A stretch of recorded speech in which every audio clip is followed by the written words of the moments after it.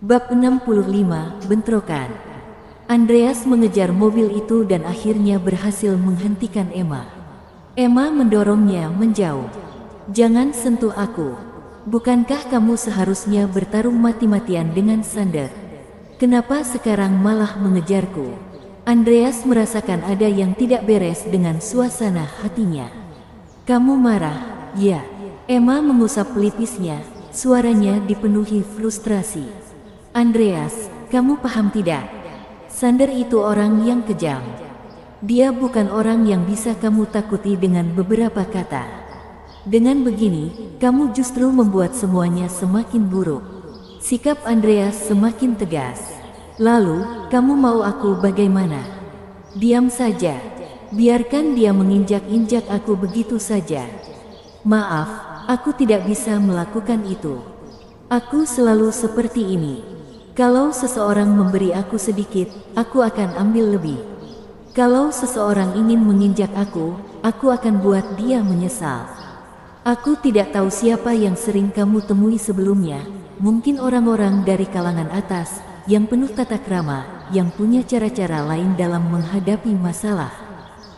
Tapi maaf, aku, Andreas, punya caraku sendiri dan prinsipku. Kamu tidak perlu membandingkan cara orang lain denganku. Aku tidak akan mengikuti itu. Karena kamu sudah memutuskan kalau aku, Andreas, adalah pria yang kamu pilih. Dengar ini. Mulai sekarang, apapun yang terjadi antara aku dan Sander, kamu tidak perlu campur tangan. Biarkan aku yang menghadapinya. Biarkan aku yang mengurusnya. Mungkin kamu belum terbiasa dengan temperamenku, atau mungkin kamu tidak suka dengan caraku. Aku bisa berubah untukmu di masa depan, tapi maaf, tidak sekarang. Aku tidak bisa seperti itu. Bagaimana kalau aku tidak tahan?" "Ya sudah, kamu tahan saja." Melihat wajah Emma yang semakin muram, Andreas tersenyum. "Kamu masih ada masalah?" Emma berteriak marah. Andreas tidak menggubrisnya dan langsung menggendongnya dengan mudah. "Kalau ada masalah, kita bicarakan nanti. Ini bukan tempat untuk berdiskusi. Masuk ke mobil." Mengabaikan perlawanan Emma, Andreas membuka pintu mobil dan mendorongnya masuk. Emma, yang juga keras kepala, mengangkat tangan dan menamparnya. Andreas memegang pergelangan tangannya dengan kuat. "Aku sudah perhatikan, kamu punya kebiasaan buruk. Kenapa kamu selalu ingin memukul orang? Tapi karena kamu adalah milikku, aku akan bersabar, aku akan memanjakan kamu. Tapi aku tidak akan memanjakanmu tanpa syarat. Kamu boleh memukulku, tapi harus ada alasan. Selain itu, kesepakatan 3 bulan itu saling menguntungkan." "Ya, aku bilang aku akan bertanggung jawab padamu, tapi ada syaratnya. Kamu harus layak untuk itu. Kesepakatan adalah kesepakatan, dan perasaan adalah perasaan. Itu dua hal yang berbeda. Aku tidak menjual diri padamu untuk menjadi budakmu, atau untuk membiarkanmu memukul dan menghina aku semau kamu. Itu tidak akan terjadi. Satu hal terakhir, jangan terapkan harapan keluarga tentang menantu pada aku. Aku bukan menantu keluargamu. Aku akan manjakan wanitaku, tapi tidak harus seperti yang kamu bayangkan." "Apa ada keberatan?" Melihat Emma tetap diam, Andreas mengangguk. "Karena tidak ada masalah, pakai sabuk pengaman, aku akan menyetir agak cepat." Setelah itu, Andreas menutup pintu mobil dengan keras, berjalan mengelilingi bagian depan, dan masuk ke kursi pengemudi. Emma butuh waktu untuk menenangkan diri. Setelah beberapa saat, dia menahan kemarahannya dan bertanya, "Andreas, kita bicarakan apa yang terjadi tadi ketika kita sampai di rumah, tapi apa rencanamu sekarang? Ada orang-orang dari keluarga Vanderbilt di luar. Kamu pikir kita bisa keluar dan sini?" Andreas menekan pedal gas dengan keras, kemudian berbalik untuk bertanya, "Aku sudah bilang, kalau dewa menghalangi jalan, aku akan membunuh dewa itu.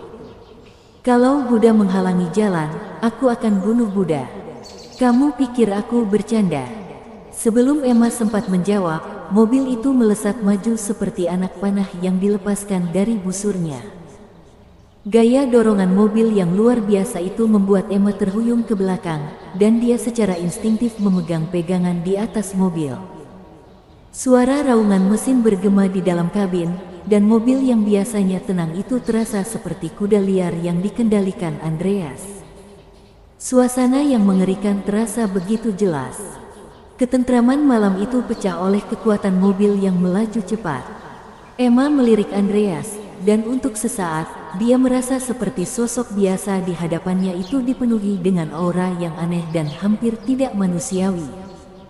Pada saat yang sama, di luar kediaman keluarga Hart, beberapa mobil terparkir di kedua sisi jalan, sepenuhnya memblokir jalan keluar. Beberapa pria berbaju hitam, mengenakan sarung tangan setengah, berdiri di tengah jalan. Masing-masing memegang pipa baja tajam, dan saat ujung rokok mereka menyala, aura dingin dan mematikan mulai mengisi udara. Di malam yang sunyi, kegelapan ditembus oleh dua sinar terang dari lampu mobil. Dengan raungan mesin, mobil-mobil itu berbelok kiri dan melaju ke arah mereka. Pemimpin pria itu melemparkan rokoknya dan menyipitkan mata. Serang. Saat dia berbicara, dua mobil di belakangnya menyalakan lampu sorot, sementara dua mobil lainnya dengan cepat bergerak untuk mengepung mereka. 4 sinar putih menyinari mobil yang mendekat, seolah-olah mengubah malam menjadi siang. Sinar yang menyilaukan membuat Emma menutup matanya dengan tangan. Dia menoleh ke belakang, melihat dua mobil lagi semakin mendekat dari belakang. Suasana yang tegang membuat nafasnya semakin cepat. Namun, Andreas sama sekali tidak terganggu. Dengan menekan pedal gas sekali lagi, mobil itu tidak melambat sedikit pun, sebaliknya, mobil itu melaju terus ke depan. Wajah Emma memucat ketakutan. Andreas, kamu gila, ya. Bab 66, hanya permainan. Di tengah hiruk-pikuk teriakan dan makian, sekelompok pria yang menghalangi jalan segera menyebar ke tepi jalan. Pemimpin mereka hanya menyeringai dingin, tak menunjukkan rasa takut sedikit pun meskipun Andreas tampak berniat menerobos. Dua mobil SUV besar yang diparkir di tengah jalan itu berat dan terkunci rem tangannya. Jika Andreas benar-benar nekat menabraknya, itu sama saja seperti telur menghantam batu. Namun, hanya dalam hitungan detik, suara tajam ban yang berdecit memecah keheningan malam. Keempat ban mobil terkunci bersamaan, meninggalkan bekas gelap di aspal. Kecepatan mobil menurun drastis, sementara asap biru mengepul, memenuhi udara dengan aroma karet terbakar yang tajam. Emma menggigit bibirnya kuat-kuat, merasakan jantungnya berdetak begitu kencang hingga hampir melompat keluar. Tepat saat mobil tampak akan berhenti total, Andreas tiba-tiba menginjak pedal gas lagi. Mobil melonjak ke depan dengan kekuatan penuh, dan dalam satu gerakan tajam, Andreas memutar setir. Sebelum Emma bisa bereaksi, mobil itu melakukan drift ekstrim, berputar cepat di tengah jalan. Dari arah berlawanan, 4 lampu depan yang menyilaukan bergerak mendekat dengan kecepatan tinggi. Dua kendaraan mengapit mereka dari kedua sisi, mencoba memblokir jalan keluar. Andreas tidak mundur.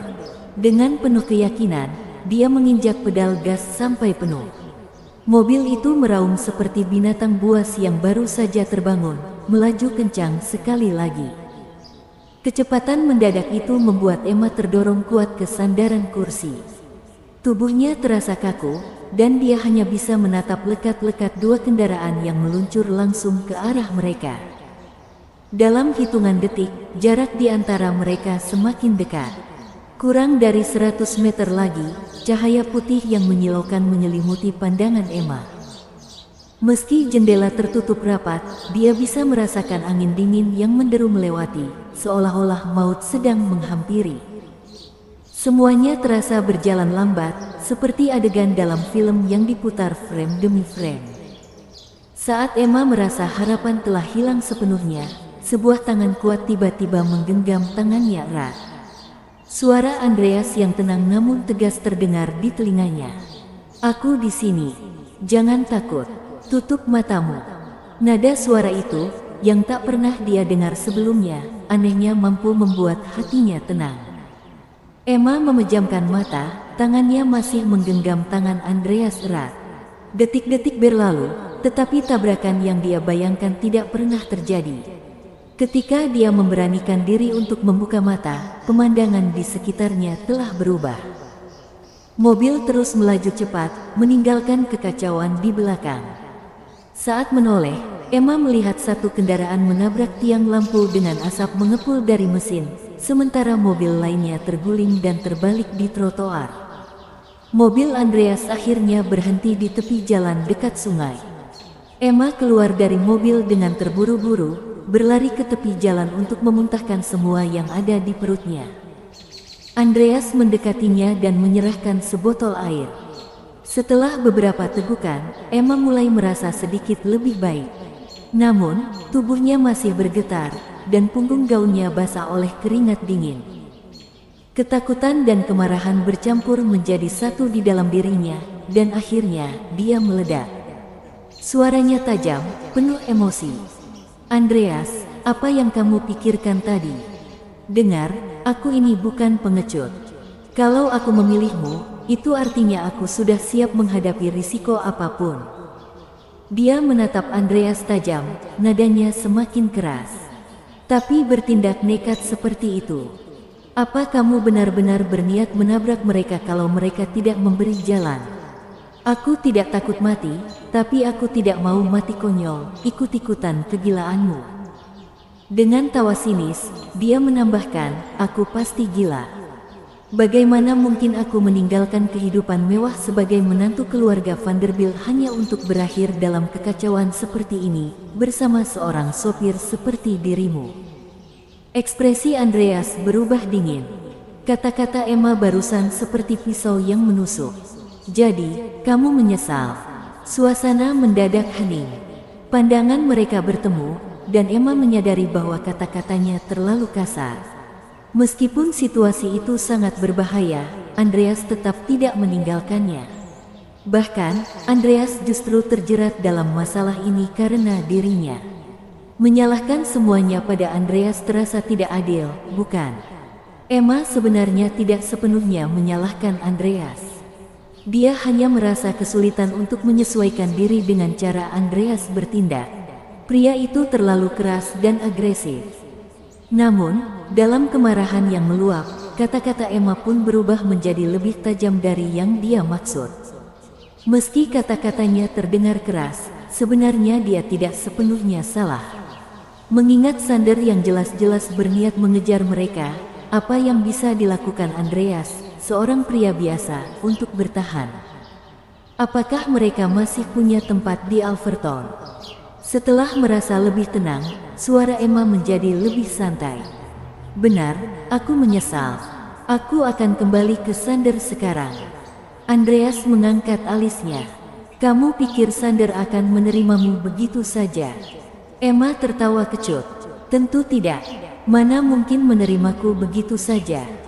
Semua ini salahku karena mempercayai semua omong kosongmu sejak awal." Andreas menghela napas, suaranya mulai tegang.